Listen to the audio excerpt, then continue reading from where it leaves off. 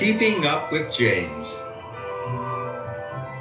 It was winter holiday season on the island of Sodor. Everywhere was covered in a beautiful blanket of soft snow. Sir Topham Hatt was at the fitter's yard.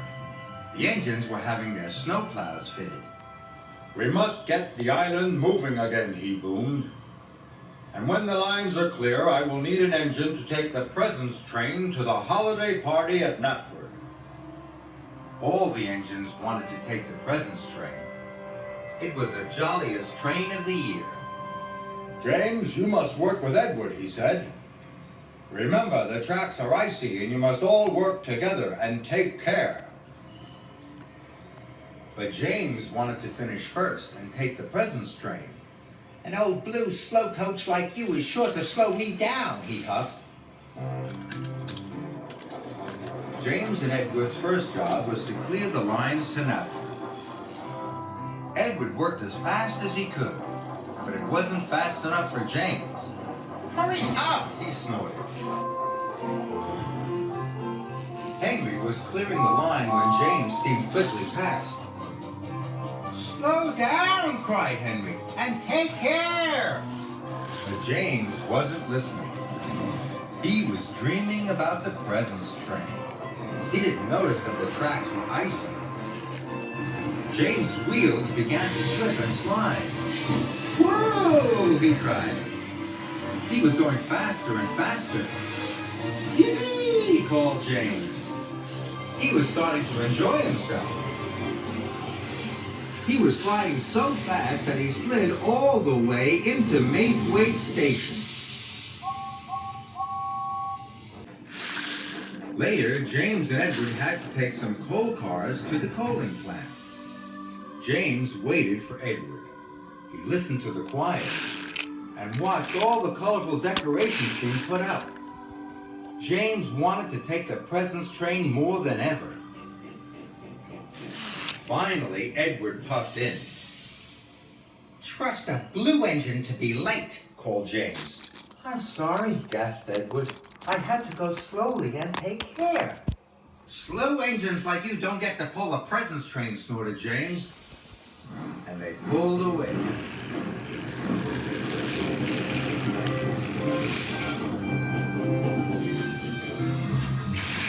James raced to the coaling plant as fast as he could.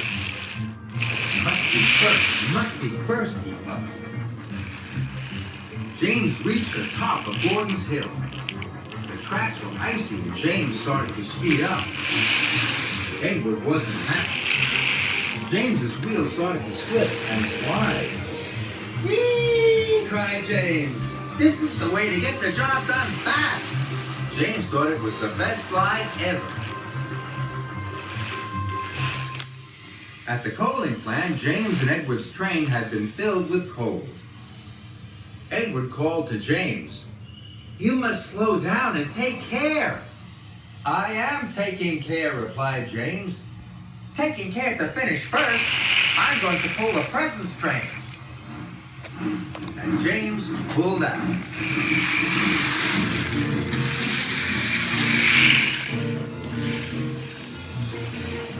They headed for Brendam Docks. "Finish first," James puffed happily. He started to go faster and faster and faster. But he didn't know how very icy the tracks were. His wheels started to slip and slide. "Oh my!" cried James, and he applied his brakes as hard as he could. Whoa! Edward tried to break his will, but it was too late.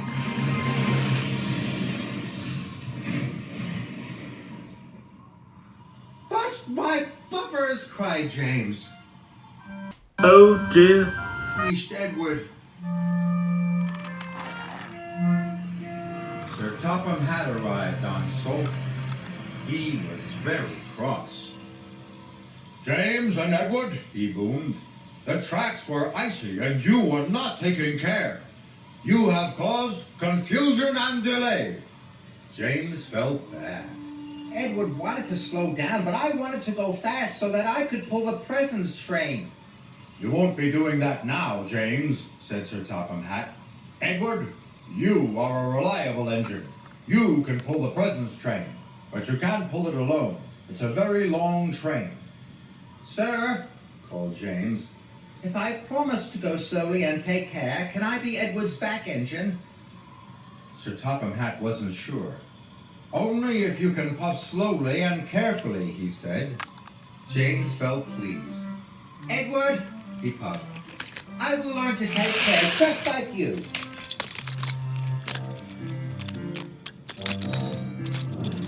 And so Edward pulled James back onto the tracks.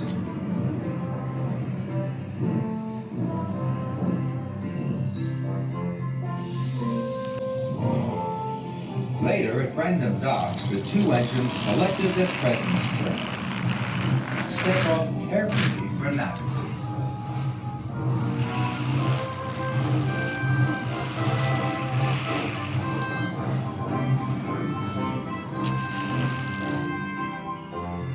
Whenever they came to some icy track, Edward called out, "Slow down!" Now James slowed down.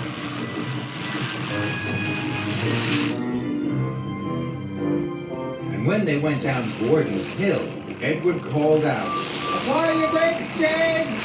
And James applied his brakes.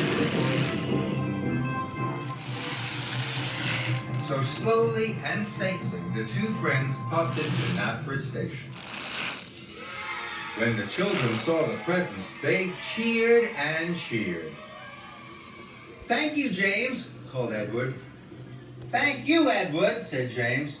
"You are a really useful blue engine."